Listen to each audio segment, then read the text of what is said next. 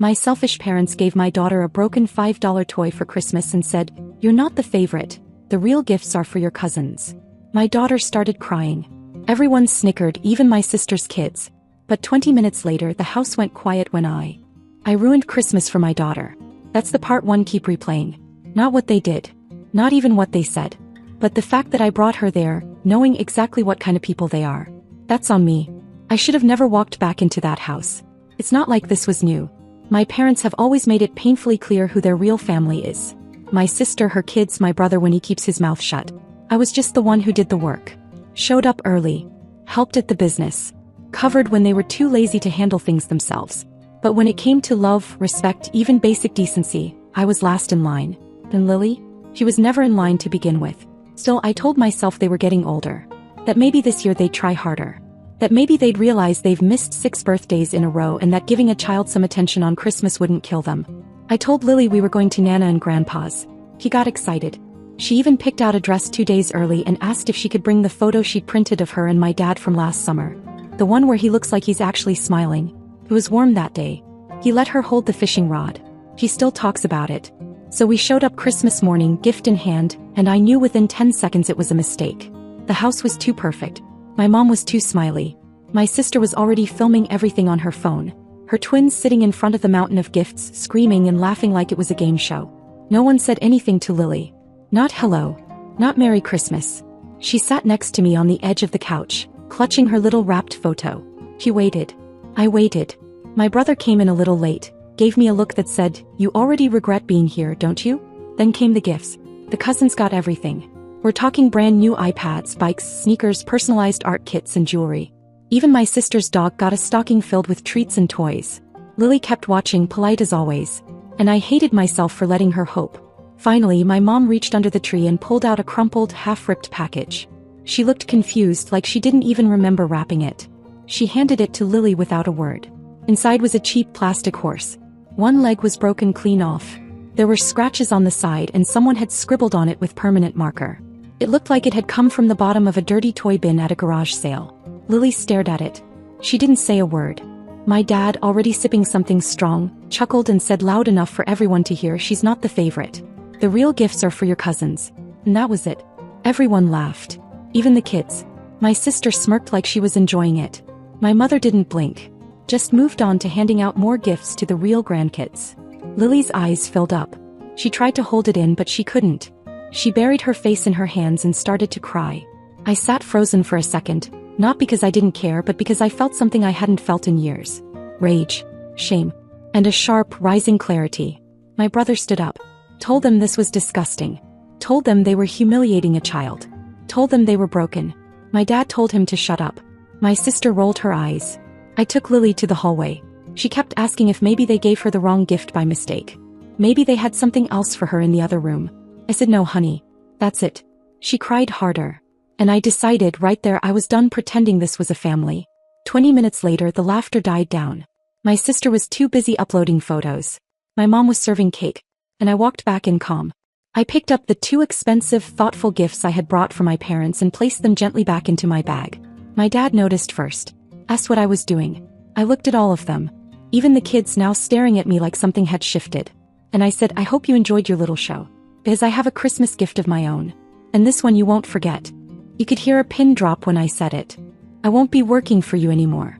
At first they thought it was a joke. My dad chuckled like I was putting on some dramatic little show. My mom looked at me with her patronizing therapist face. The one she uses when she thinks someone's having a meltdown.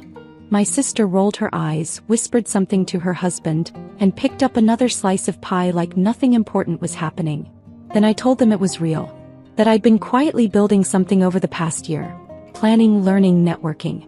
That the investor I'd been meeting with had finalized everything last week. That I was launching a business. My own. And not just in some distant little side lane. No, right in their lane. Direct competition. And not small either. Bigger than what they built. Better model. Cleaner structure. None of the sketchy deals. None of the nepotism. And definitely none of the abuse they called tough love. I'd been taking notes all these years while they thought I was just their overworked safety net. My dad stopped smiling. He stood up and asked me what the hell I was talking about. Said I didn't know what I was getting into. said I didn't have what it took. My mom went pale. She asked why I'd do this to them. What kind of daughter burns her family down? I told her it was simple. You didn't treat me like a daughter. And you sure as hell didn't treat Lily like a granddaughter. I'm not burning down my family. I'm walking away from the fire you've been lighting for years. That's when my sister snapped. Said I was being selfish. That this was jealousy, plain and simple. That just because her kids were more successful, I didn't have to try to destroy everything. More successful? They're 8. They get iPads for existing. Lily brings a handmade photo frame and gets humiliated in front of the whole family, and I'm the jealous one? My brother finally spoke up. He told them to stop talking. Told them they were blind.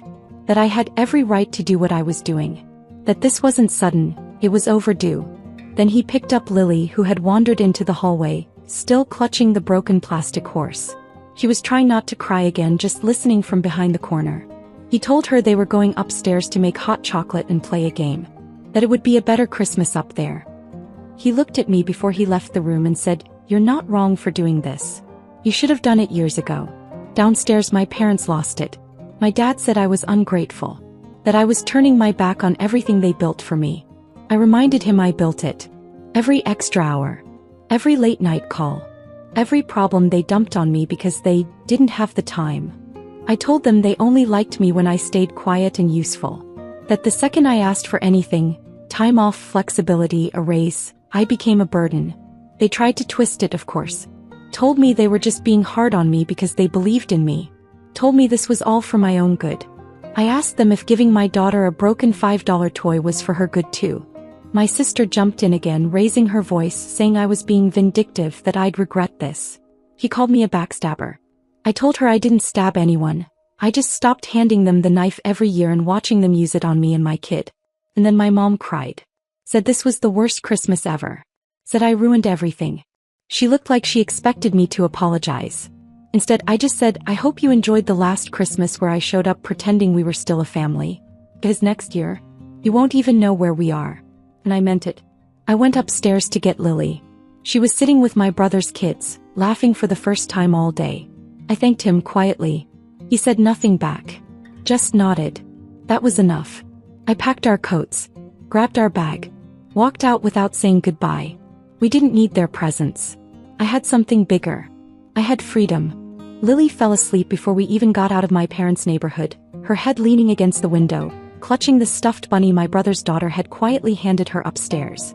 She didn't cry anymore. But there was something worse in her face, silence. That kind of quiet that only shows up when something breaks for the first time and the person doesn't know how to fix it. And I hated them for putting that in her. I carried her up to bed when we got home. She never woke up. I sat at the edge of her bed for a while thinking about how I let them do this to her. I could have walked away years ago. I should have. But I kept clinging to the idea that they were family and family meant something. That night I wrote the resignation email. It wasn't emotional. No long dramatic monologue. Just facts. I told them I would no longer be working at the business. That I wasn't their backup plan anymore. That I would not be answering late night calls, covering sloppy errors, or picking up the pieces of their carelessness. Then I hit send. I expected some kind of explosion. But the first few days were just dead quiet. Not even a received reply. Like they thought ignoring me would undo everything. A week later the first message came. My mom acting like nothing happened. Asking if Lily had enjoyed her cute little horse. Said she thought it was funny and didn't mean anything by it. I didn't reply. My silence must have annoyed them because the next message came from my dad. You're overreacting. You'll regret this. You're not thinking straight. No surprise there. But the real surprise was how I felt reading it. Nothing. Not anger. Not hurt. Just confirmation that I'd made the right decision. I poured myself into the business. The investor I partnered with. She wasn't just money. She believed in what I wanted to build. Something ethical, fresh, sustainable. She even introduced me to 2 other former execs who were looking to collaborate. Within 3 weeks I had an office space, a name, a logo, and 3 team members. All people who had left my parents' company over the years because they were tired of the games. The first 5 clients signed with us by mid-January. 2 of them were former clients of my parents. I didn't approach them. I didn't steal anything. They came on their own. One of them even said, I always figured you were the engine behind everything anyway. You were the only one who gave a damn. By then my phone had gone strangely quiet. No texts from my sister. No guilt-ridden emails from my mom. Not even snide remarks from my dad. But I started noticing other things. Subtle things. My sister's social media posts shifted. At first, they were their usual smug updates. Brunches, birthday parties, her twins thriving. Then she started sharing things about betrayal, loyalty, family drama. Those vague, attention-begging quotes that don't mention anyone by name but scream desperation. I didn't engage. Then in late January, Lily asked me something I wasn't ready for. She said, "Do you think Nana and Grandpa forgot I exist?" I asked her why she thought that. She said, "Because if they remembered me, they wouldn't laugh when I'm sad." I told her no, they didn't forget her. But sometimes, people only know how to love the version of someone that makes them feel powerful. And kids like her with big hearts and soft voices get ignored when the people around them only care about control. She didn't fully understand it. But she nodded, then asked if she could get the pink music box we saw at the mall. The one with the tiny ballerina that twirled when you opened it. Her cousins had gotten the same one from my parents for Christmas. I bought it the next morning. And I told her it was from Nana and Grandpa. Because I couldn't stand the idea of her believing she wasn't worthy of being thought of. By early February, my business was thriving. We doubled our client list. I had weekly check-ins with my team. People were calling us, seeking us out. Even a few names I recognized from my parents' inner circle were asking questions. Then on a Tuesday I got the card. A white envelope with gold trim. No return address, but I knew the handwriting instantly. Inside was a formal invitation. A small family reunion dinner at my parents' house. Just the immediate family. February 10th. Casual. Dinner. Reconnect. There was no apology. No mention of what happened. No explanation. Just fake warmth and an invitation to come back. I stared at it for a long time. Not because I was tempted, but because I finally realized what it was. They weren't reaching out because they missed me. They were reaching out because they needed me. The envelope sat on the kitchen counter for a few days, next to Lily's crayons and a half-eaten apple. I'd glance at it, walk past it, pretend I wasn't curious. But I was. Not because I hoped they'd changed, I knew better.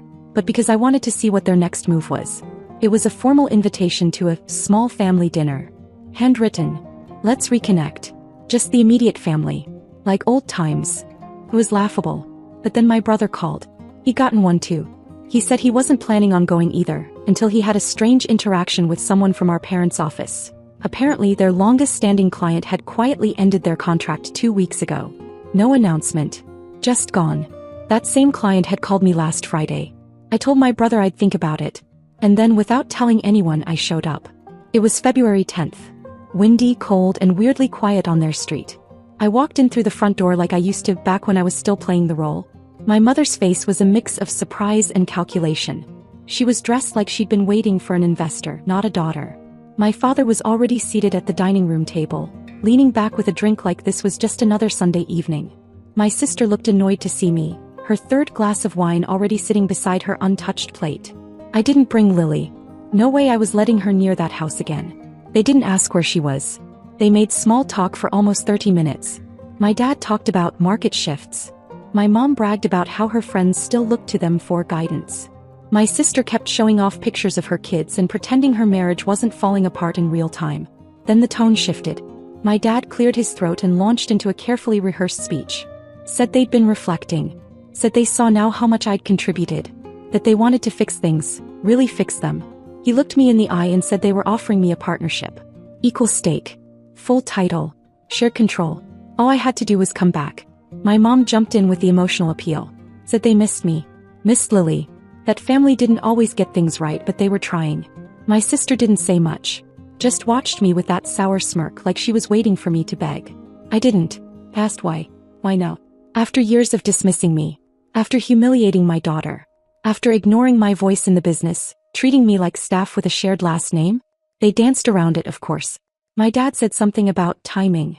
My mom said something about healing. So I gave them the truth. Because your biggest clients are leaving. Because your project manager joined my company last week and you didn't even realize. Because your reputation is slipping and you think I'm your life raft. My sister scoffed. Said I was delusional. So I pulled out an envelope from my bag. Just like the one they had sent me. I slid it across the table toward my dad. He opened it thinking it was a contract. It was a buyout offer. Not for me to join them. For them to sell everything. A clean exit. They could retire. Tell the world it was planned. Save their pride. And walk away before their brand collapsed completely. My dad's face went red. My mom froze. My sister knocked over her wine glass. I told them the offer was real, backed by one of my investors, already reviewed by two of their former clients who'd agreed to transition if the deal went through. They started talking over each other. My dad said I was trying to erase them. My mom called it betrayal. My sister just stared at me like she didn't know me. Then my brother walked in. He'd been in the kitchen the whole time, listening, watching.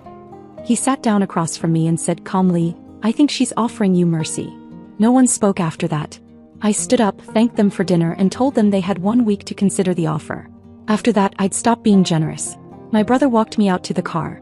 On the way, he asked if I really meant it. Would I actually take over the entire company? I said yes, but only because they left me no other choice. By Monday, the silence had cracked. The first sign of pressure came early, a missed call from my dad just after 8 a.m. No voicemail. Classic him. Then around noon, my mom sent a text that sounded like an afterthought. "Just thinking about you. Maybe we could have a coffee this week, just the two of us? Doesn't have to be about the business." I didn't reply. That night, my sister posted a photo from their office, captioned, "Some people run from real responsibility." Subtle, sure, but not subtle enough. I knew what was happening. They weren't panicking yet, but the ground was starting to shift under them. I could almost hear the whispered conversations behind closed doors, the quick glances in meetings, the realization that I hadn't been bluffing. By Tuesday, I got my confirmation. A former supplier forwarded me an email, one my father had sent, asking if they'd heard anything about my operation, how stable it was, if I was reliable. He'd added a charming line at the end, "Just trying to protect old relationships from being dragged into chaos." I didn't respond. I just forwarded it to my lawyer and moved on with my day. Wednesday came with an even more desperate move. My mom showed up at my office unannounced. I got a message from my assistant that read, "Your mother's here. She's asking for 5 minutes and says it's urgent." I met her in the lobby. She had that forced warmth in her eyes that usually came right before she tried to guilt me into something.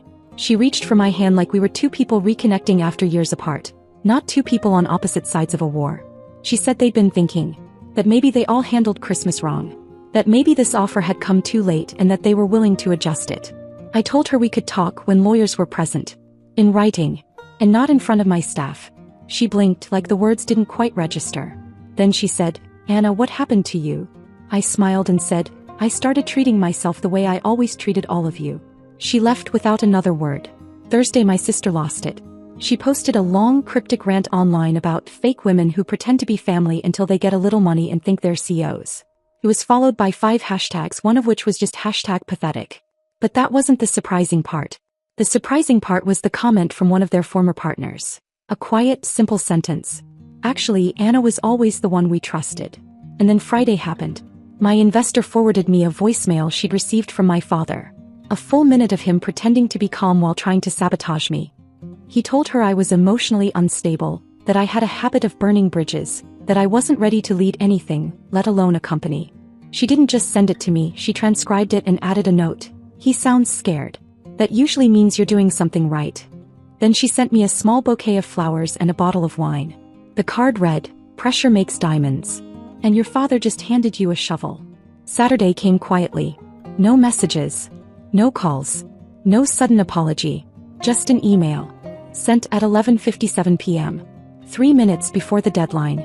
Subject, "We're not ready to sell." It was 2 paragraphs long. They said they'd talked things over and decided to continue running the business themselves. They said they believed in legacy, that the company deserved to stay in the family, and that they were open to a trial partnership with me, if I was willing to earn their trust again.